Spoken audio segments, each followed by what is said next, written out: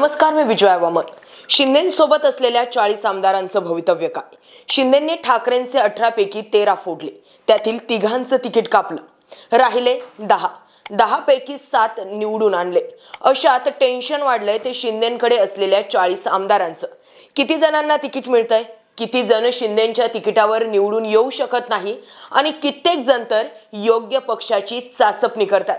मग अशा वेळी प्रश्न निर्माण होतो, हे कोणते आमदार आहेत आणि ज्यांची विकेट पडू शकते जर ते शिंदे गटात राहिले तर, आणि तिकीट कापली जातील किंवा काही शिंदेंच्या तिकिटावर निवडून येऊ शकणार नाही।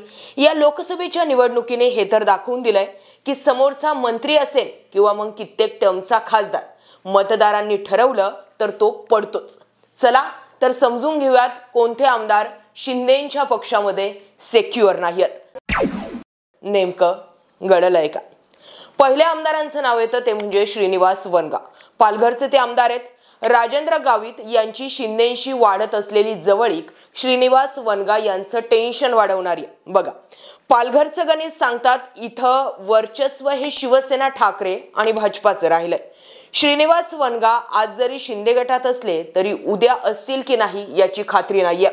भाजपचे दिवंगत खासदार चिंतामण वनगा यांचं निधन झाल्यानंतर पोटनिवडणुकीत भाजपनं तिथे उमेदवारी चिंतामण वनगा यांचे पुत्र श्रीनिवास यांना न देता राजेंद्र गावित यांना दिली होती। तेव्हापासूनच इथे खटके उडायला सुरुवात झाली। तर ठाकरेंनी श्रीनिवास वनगा यांना उमेदवारी दिली। ही पोटनिवडणूक ठाकरे आणि भाजप हे वेगवेगळे लढले आणि विजय हा राजेंद्र गावित यांचा झाला। तेव्हापासूनच राजेंद्र गावित आणि श्रीनिवास वनगा यांच्यामध्ये खटके उडत राहतात। आता लोकसभेला भाजपच्या हेमंत सावरा यांचा विजय झाला। या निवडणुकीत प्रामुख्याने भाजपचे राजेंद्र गावित यांची शिवसेनेकडे झुकत असलेली मान हेच सांगते की विधानसभेला पालघरसाठी गावित फील्डिंग लावतात। ते श्रीनिवास वनगा हे ना भाजप ना ठाकरे कुणाचेही नसल्यानं मतदारांमध्ये त्यांची नाराजी दिसून येते। त्यामुळे आणखी काही काळ जर श्रीनिवास वनगा शिंदे गटात राहिले आणि तिकिटाची अपेक्षा ठेवली तर ते पडू शकतात किंवा त्यांचं तिकीट नाकारलं जाईल। बालाजी किनीकर यांची डॅमेज झालेल्या इमेजमुळे त्यांचं तिकीट कापलं जाईल असा अंदाज जो आहे तो वर्तवला जातोय। यासोबतच आता पुढील आमदार आहेत चिमणराव पाटील। जळगाव मधील एरंडोल मतदारसंघाचे ते आमदार आहेत। असं म्हटलं जातं की गुलाबराव पाटलांना कंटाळून चिमणराव पाटलांनी शिंदे गटामध्ये जाण्याचा निर्णय घेतला, पण गणित फसली। चिमणराव पाटील गुवाहाटीला पोहोचले तोच त्यांच्या पाठोपाठ गुलाबराव पाटील हे सुद्धा शिंदे गटात आल्यामुळे चिमणराव पाटलांच्या अनेक मनसुब्यांवरती पाणी फिरलं गेलं आणि त्यांचा त्याच ठिकाणी हिरमोड झाला। आता जळगाव मधील एक पाटील म्हणजे आहेत शिंदे गटाचे आमदार आणि मंत्री गुलाबराव पाटील, आणि दुसरे शिंदे गटाचेच आमदार आहेत चिमणराव पाटील। मग अशामध्ये आता गुलाबराव पाटील की चिमणराव पाटील हा प्रश्न एकनाथ शिंदेंसमोर पडला। गुलाबराव पाटील हे जळगाव ग्रामीणचे आमदार आहेत, तर चिमणराव पाटील हे पारोळ्याचे आमदार आहेत। या दोघांमधला संघर्ष तसा फार नवा नाहीये। याआधी शिवसेनेमध्ये असताना सुद्धा दोन्हीकडच्या समर्थकांकडून एकमेकांवरती पाडापाडीचे आरोप झालेलेच आहेत। एकमेकांविरोधात कुरघोडीचे आरोप सुद्धा दोघांमध्ये होत आलेले आहेत। मग अशा वेळी प्रश्न निर्माण होतो तो म्हणजे चिमणराव पाटलांच्या मतदारसंघाचा। चिमणराव पाटलांच्या मतदारसंघामध्ये गुलाबराव पाटील हे चिमणराव यांच्या विरोधातील राष्ट्रवादीच्या लोकांना ताकद देतात आणि त्यामुळे शिंदे यांच्या तिकिटावरती लढण्याऐवजी आता चिमणराव पाटील यांना दुसरा पक्ष शोधावा लागणार आहे। एकतर ठाकरेंकडून लढणं ते पसंत करतील किंवा मग पवारांकडून, परंतु शिंदे गटात राहून शिंदेंच्या दिलेल्या तिकिटावर निवडून येणं चिमणराव पाटलांसाठी अवघड आहे। गुलाबराव पाटलांचा काट्यानं काटा काढायचा असेल तर त्यांना ठाकरे गटात जावं लागेल। शिंदे गटात राहून काहीही उपयोग नसणार, हे मात्र तितकंच खरं। आता पुढील आमदार आहेत ते म्हणजे शांताराम मोरे। भिवंडीचे ते आमदार आहेत। या मतदारसंघातील कामांसाठी राष्ट्रवादी काँग्रेस पक्षाच्या मंत्र्यांकडून निधी दिला जात नसल्याचा आरोप करून शांताराम मोरे हे बाहेर पडले होते। एवढंच काय, एकनाथ शिंदेंच्या पहिल्या फळीत जे फुटले त्यात हे होते। बाळामामा म्हात्रे यांच्या खासदार होण्यानं राष्ट्रवादीची ताकद वाढली आणि भिवंडीचे गणित जी होती ती बदलून गेली आहेत। आता घडलंय असं की पारंपरिकगत शिवसेनेचा बालेकिल्ला म्हणून ओळखल्या जाणाऱ्या ठाणे जिल्ह्यातून सर्व पाचही आमदार मुख्यमंत्री एकनाथ शिंदे यांच्या गटामध्ये सहभागी झालेले होते। बंडखोरी केलेल्या सर्वच्या सर्वच आमदारांनी शिंदे गटात जाण्याची कारण सुद्धा सांगितली होती आणि त्यामध्येच शांताराम मोरे यांनी देखील कारण सांगितलं होतं।